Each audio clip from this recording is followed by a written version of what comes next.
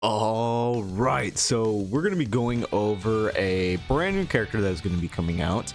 I've already gone over just basically what her kit does and why she's going to be good, but today we're going to be talking about exactly like the best modules and the best shells to most likely use with her to get the absolute maximum out of her, and then we'll also go over her kit to fully understand why this is a good thing. But of course, Hoyan along with Holden is going to be releasing on June 14th, and they're going to be running until June 26th.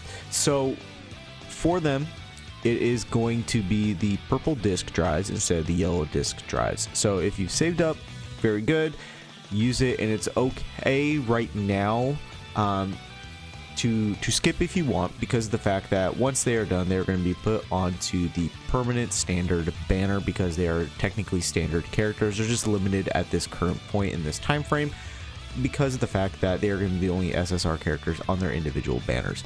Personally, I will be summoning because I really want Hoyan. She is really good, and I think I have like 50 pulls just saved. So soft pity, here I come. But anyways, so what exactly does she do? Well, her skill 1 is going to be doing a strike, dealing 2 instances of damage to a single enemy with a percentage chance to inflict this debuff status called wound, meaning that they cannot receive healing. Now keep in mind, her inflicting a debuff is going to be important later on when we go over her actual building capabilities.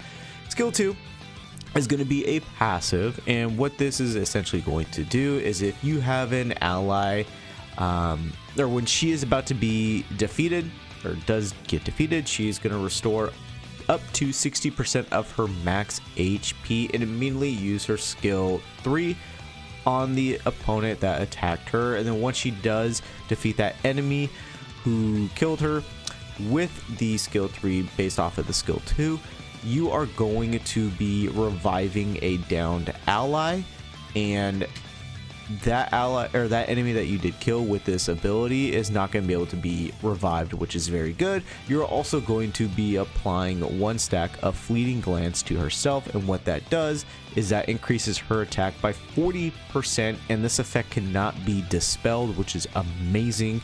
Having a permanent 40% attack buff is just incredible. So now the actual skill 3, the execution right. This is amazing. You're just going to consume 50% of your current HP to deal 480% damage to a single enemy. Then additionally, for every 10% of your max HP that you do consume, you are going to be ignoring 6.5% defense of the enemy that you are going to be attacking. Now keep in mind, this is, as you can see right here, single target DPS damage, but that's very good because essentially it's very good nuking capabilities. Unfortunately, because of the fact that she is green, she's not really ideal for Doki Doki, but for later content down the line, outside of like the beta stuff, she's going to be good against like blue bosses and all of that. So very good down the line.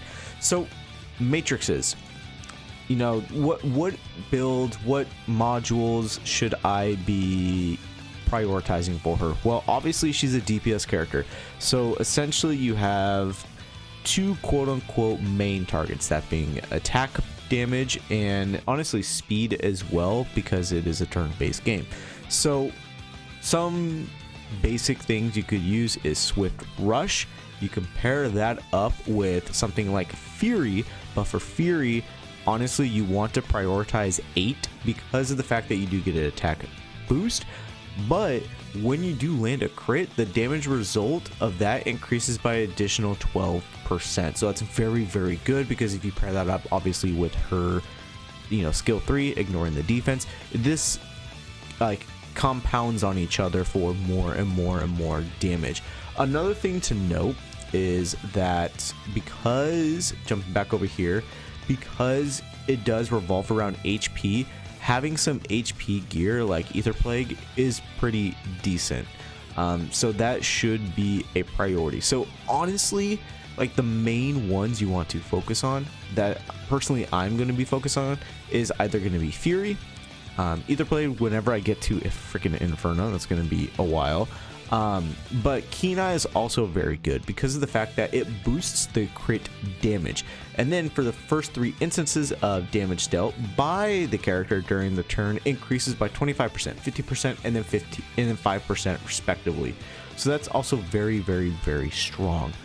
You also have an ability such as Battle Will. You know, being able to deal additional follow-up damage is okay, not recommended honestly, because it's not that spectacular. Momentum is also pretty good because it boosts the critical hit rate, so being able to get that, you know, crit damage is very good. So those are just some instances. I honestly don't recommend Onslaught because of the fact you're not getting an additional buff out of that. It's just pure raw damage, whereas Keen Eye, Fury, Momentum are very good because you do have that possibility of additional effects when you do land a hit or an attack.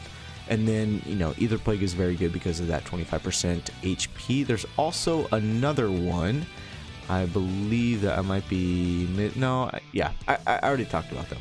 So where do you get these different items? Well, for Aurora, you would have the opportunity to be getting Fury. This is where this gear is prioritized, so this is again very good that I do think people should be getting. Doki Doki, jumping over here, you could get Swift Rush for this whole set, which is good. You can also get Swift Raid. Obviously that is in Inferno, so it's a little different, but that is a possibility. And then Terramaton is obviously where you get Keen Eye. And then when you ever get to Inferno difficulty, you can get Ether Plague, which is very, very good. Now, more importantly for the shells. Now, here you want to prioritize getting similar, you know, quote unquote matrix effects with the gear that you have, or with other, you know, trying to mix and match to get the ideal setup that you want. So again, like previously mentioned, I do personally want to get 8 Fury, and then I do want to get Ether Plague, so having that additional HP, and then having that damage increase on my crits is going to be important for me. So looking at that, I want to try to get something with Fury right here, and then Ether Plague, but you know, that is going to be very difficult unless you have Law of Silence. Now for me personally, I think this is probably the really busted and good ability.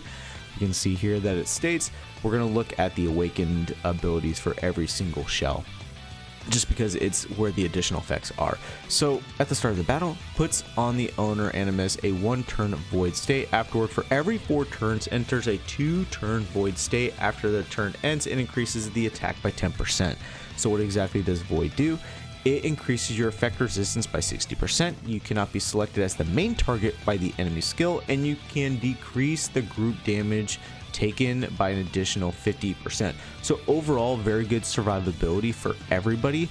Also, you know, for bosses that are single target, guess what? You're not going to get hit, and you have that capability of continuing the survivability of Hoyan while also being able to deal additional damage, having that 10% attack buff. And then you also have the possibility of getting 3 Fury and then 3 Ether Plague, which is very good, because then you can just prioritize getting a minor stuff for Ether Plague, and then while also still billing Fury, which is good. So for here, again, you want to look at mainly just like raw attacking capabilities for all the characters. We'll take all that away in all sets.